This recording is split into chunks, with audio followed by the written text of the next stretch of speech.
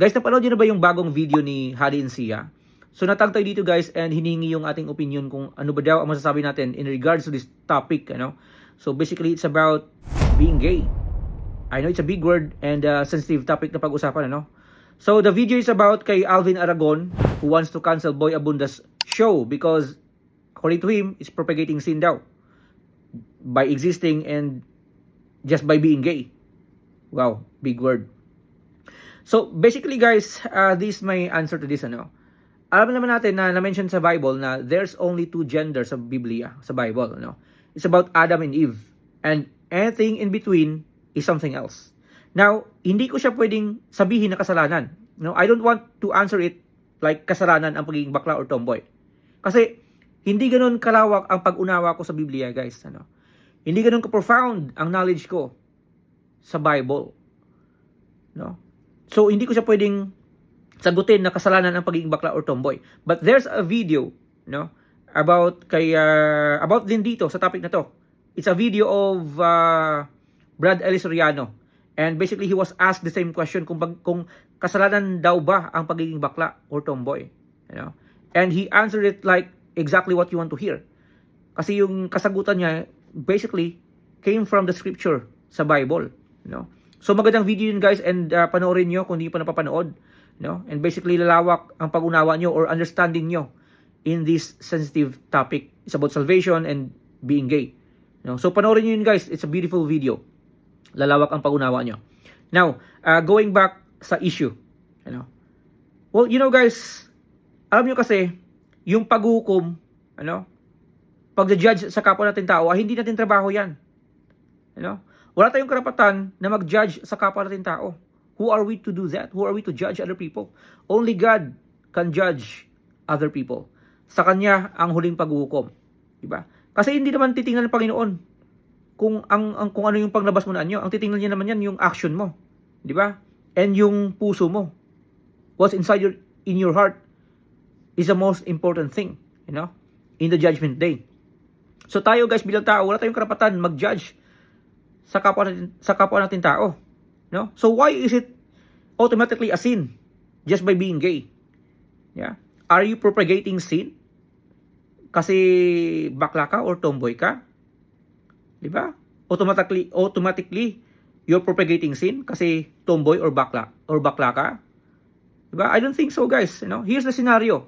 Merong bakla, ano, na we know na bakla siya, but he never push his way of life to other people. Hindi niya pinipilit sa ibang tao na dapat ganito ka rin, dapat gagaya ka sa akin, dapat maging bakla ka rin, dapat maging tomboy ka rin.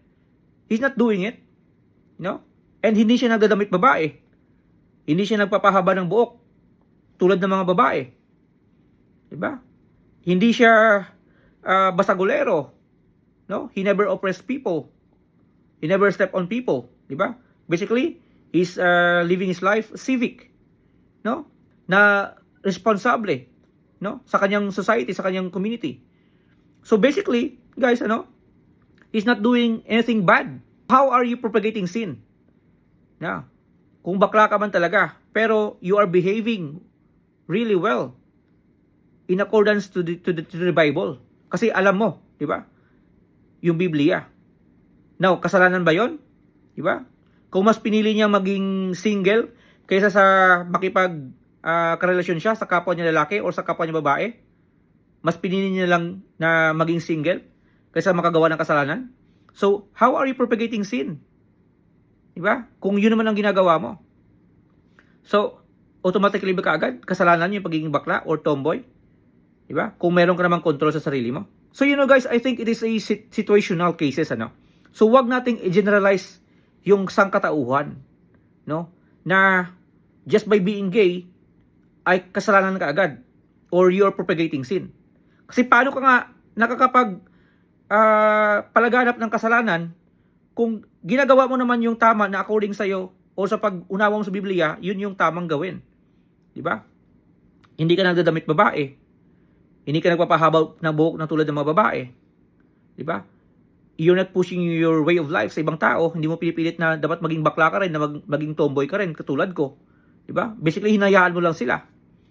Ano? And namumuhay ka naman ng civic. responsable, wala kang inapang tao, it means mabuti kang tao. So how is it a sin? Di ba?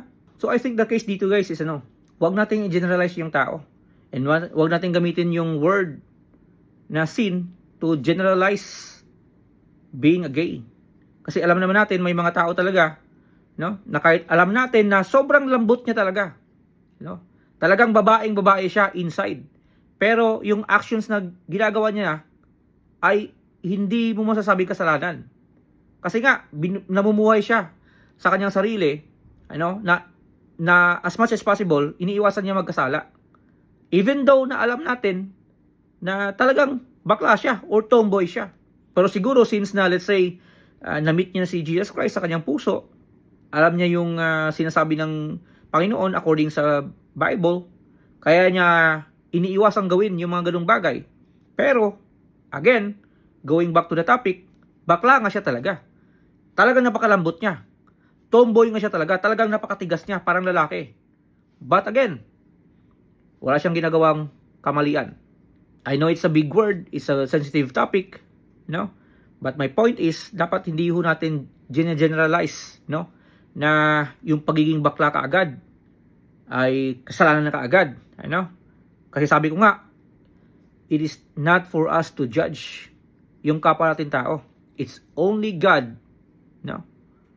who knows everything, what's going on inside your heart, And yung huling paghuhukom, nasa kay God lang at hindi sa atin na mga tao. Kaya guys, mapabakla ka man, mapatumboy ka man, mamuhay lang tayo. Mamuhay lang tayo ng marangal. Mamuhay tayo nang hindi tayo nangapak ng ibang tao, nananakit ng ibang tao. And we shouldn't push our way of life to other people. Na kapag bakla tayo or tomboy tayo, dapat maging bakla rin sila or maging tomboy rin sila. Huwag natin gawin yun. Mamuhay lang tayo guys. Because at the end of the day, it is Him who has the last call. It is Him who can judge us and no one else. Diyos lang ang nakakaalam at Diyos lang ang nakakaalam kung anong nangyayari dyan sa puso mo.